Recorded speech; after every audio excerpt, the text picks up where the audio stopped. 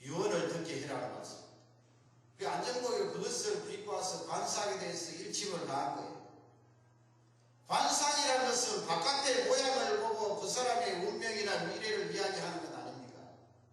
이 사람은 관상쟁이가 들려준 그 이야기만 듣고 다 손을 놔버렸어요. 그러나 하나님이 주시는 메시지는 하나님께서 나에게 꿈을 주시면 그 꿈을 그림으로 그려서 내 마음속에 새기라는 것입니다. 아멘. 내 마음의 캔버스에 그 꿈을 그려야 됩니다. 그 꿈이 있는 사람이 힘이 있습니다. 어쩌면 그 사람이 황제가 될 수도 있습니다. 3절 말씀에 보면 하나님께서 주신 땅이라고 그렇게 되어 있습니다. 하나님께서 너희들에게 주신 땅, 하나님께서 우리에게 땅을 주셨습니다. 일할 수 있는 터전을 주셨습니다. 하나님의 귀한 쓰임을 받는 장을 주셨다고요. 우리가 처음부터 끝까지 하는 것 아닙니다. 주셨습니다. 이미 가나안 땅을 주시지 않았어요. 우리가 가서 해야 될 일은 마음의 캔버스에 그림을 그려서 그 꿈을 가지고 그 땅에 가서 집을 지으면 되는 것입니다. 아멘. 땅을 일구면 되는 것입니다. 아멘. 그것을 하라는 것입니다. 너희에게 주신 땅. 우리 정두영 회장님 이미 세상을 떠났습니다만 그분은 끝까지 예수님 믿지 않고 돌아가셨다고 그러던데 그 중간중간 이 목사님들이 기회가 있으면 전도를 하고 그랬는데 안 받아들였다고 그랬어요. 그분이 예수님을 믿지 않고 세상을 떠났지만 일반 은총적으로는 참 이 사업을 하고 경제적으로 어떤 기업을 일으키는 데는 대단한 분 아닙니까? 울산 현대조선소 그 사업체를 시작할 때에 돈이 없으니까 영국에 가서 버클레이라는 그 은행에 융자를 신청을 했어요. 한국의 동양인이 융자를 신청했으니까 은행이 깐깐하게 조사를 할 것 아니에요. 인터뷰를 합니다. 정 회장이 거기에 가서 인터뷰 응하는데 그 부총재가 나와서 이제 질문을 막 여러 가지 하는데 그 가운데 아주 대답하기 곤란한 질문이 무엇인가 하면 정 회장님 전공이 무엇입니까? 이렇게 물었어요. 여러분 전공이라는 것은 대학 이상 아닙니까? 근데 이분은 대학을 나오신 분이 아니에요. 그냥 중학교 여기로 말하면 한 그레이드 9 정도 나온 분이에요. 그러니까 곤란한 질문이고 자기에게 어쩌면 그 스트레스가 될 만한 그런 질문입니다. 전공이 무엇입니까? 뭐 대답을 안 하고 좀 이렇게 멋지게 하니까 그 부총재가 아 회장님 그러면 기계공학입니까? 아니면 경영학입니까? MBA입니까? 정 회장님이 다시 물었습니다. 부총재. 경영학 기계공학이 아니고 부총재님은 제가 제출한 그 사업 계획안을 다 읽어보셨습니까? 저는 이 조선사업이 전공입니다. 아멘. 조선사업. 지금 조선사업 시작하려고 하는, 배 만들기 시작하려고 하는 사람이 조선사업이 전공입니다. 그러니까 이분의 마음속에는 이 배 만드는 회사에 대한 그림이 꿈으로 마음속에 있었다는 거예요. 그러니까 그 부총재 앞에 저의 전공은 배 만드는 사업입니다. 그렇게 담대하게 말할 수 있었습니다. 그리고 호주머니에서 무엇을 하나 끄집어내서 보여주었어요. 그때 당시 500원짜리 지폐인데 그 속에 보면은 거북선이 걸려있어요. 거북선을 보여주면서 우리 한국 사람들은 이미 몇백 년 전부터 배 만드는 기술이 있습니다. 그러니까 이 종이 지폐에다가도 배 만드는 기술을 자랑하지 않았습니다. 그러니까 이 부총재가 그 말을 듣고 껄껄껄 웃으면서 융자해드리겠습니다. 그래서 울산 현대조선소가 시작됐다는 것입니다. 대단한 분 아닙니까 여러분? 공부를 많이 해야 그 속에 꿈에 대한 그림이 있습니까? 아니에요. 이분은 이미 그 사업에 대한 꿈을 마음속에 담고 그리고 있었습니다. 그러기에 어떤 사람으로부터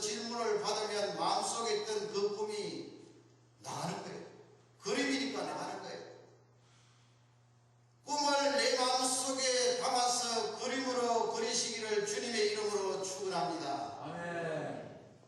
하나님의 큰 축복 아닙니까? 하나님께서 이스라엘 백성들에게 이미 주신 땅입니다. 내가 이 세상에 살면서 꿈을 펼치도록 하나님이 이 세상을 주셨습니다. 내가 쓰임받는 그 영역을 주셨습니다. 그것을 잊지 마세요. 내가 처음부터 뛰어들어가서 다 개척하는 것 아니에요. 꿈을 가진 사람에게 하나님께서 이미 그 장을 열어주셨습니다. 누가 꿈을 가지는가? 누가 그림을 그리는가? 거기에 달려있습니다. 그 꿈을 가지고 마음의 그림을 마음껏 그리시기를 주님의 이름으로 축원합니다. 아멘. 마지막 세 번째 8절 말씀에 보면은 여호수아가 이제 가라 명령합니다. 가서 가라. 그러니까 매 지파에 세 사람씩 21명이 파송을 받았습니다. 그리고 하나님께서 그들에게 주신 그 땅을 두루 돌아다니면서 지도를 그립니다. 여호수아의 말이 무엇입니까? 8절, 9절, 10절 반복되어 나죠. 너희가 그림을 그려서 돌아오라고 말씀합니다. 돌아오면 내가 여호와 앞에서 실로에서 여호와 앞에서 너희들을 위하여 제비를 뽑으리라 그랬죠. 내가 꿈을 마음에 담고 그림을 그리면 거기서 끝나서는 안 됩니다. 그 그림을 가지고 하나님 앞에 나와서 점검을 받아야 돼요. 점검을 받아야 돼요. 점검 받는다는 말씀은 하나님께서 점검할 때마다 에너지를 주신다는 거예요. 그러지 않으면 내가 아무리 내 속에 꿈을 각인을 해도 날아가 버립니다. 하루 이틀 3일 지나면 다 헛살됩니다. 실로는 무엇하는 것입니까? 1절에 나와있죠. 실로 회막입니다. 회막은 하나님 앞에 나와서 예배드리는 곳입니다. 그러기에 여러분 예배가 이토록 중요합니다. 아멘. 예배 한번 받으면 내가 마음속에 담아놨던 그 꿈이 소실이 됩니다. 힘을 상실합니다. 한 달 빠지고 2달 빠져버리면 아무리 다짐하고 꿈을 채워넣더라도 날아가 버리고 맙니다. 우리는 예배 시간을 통하여 이 실로에 나오면 하나님 아버지 내 마음속에 꿈을 담고 그림을 그리고 있습니다. 이 그림을 점검해 주십시오. 점검을 요청하면 하나님께서 내 꿈이 잘못되었으면 제거해 버리십니다. 내 꿈이 하나님께서 주신 꿈이면 예배 시간을 통하여 나에게 에너지를 부어주십니다. 아멘. 한 번, 2번, 3번 예배 드릴 때마다 나에게 충만한 능력을 부어주십니다. 아멘. 그래서 다른 사람은 나의 꿈을 바라보면서 너 엉터리 생각하지 마라. 정신당한 사람이라 말할지 모르지만 나는 예배 중에 그것을 점검받고 하나님께서 에너지를 주셨다는 것을 체험했기 때문에 누가 무슨 말을 하여도 그 꿈을 가지고 밀고 나갈 수가 있는 것입니다. 아멘. 여러분 이 세상적으로도 과학자들이 그렇지 않습니까? 우리가 이 세상에 태어나서 실제 머리가 좋고 천재 재능이 많은 사람도 뭐 3% 그럽니다. 많이 잡으면 5%라고 그러죠. 그 사람들도 그 기가 막힌 아이디어 지혜를 짜는 것도 5% 활용했다는 거예요. 아니면 3%.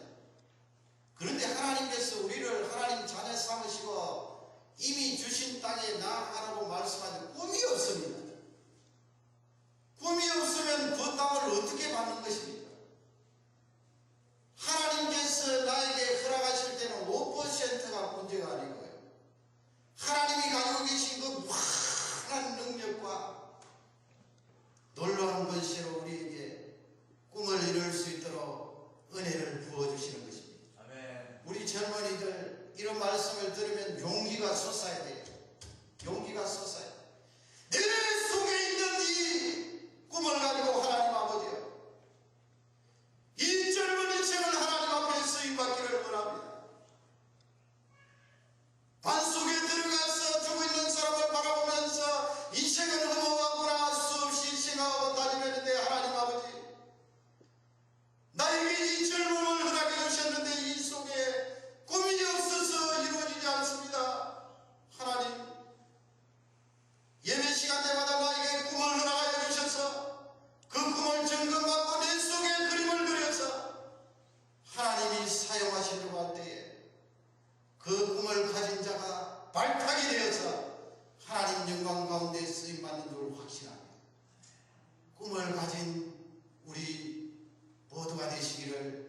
주님의 이름으로 축원합니다.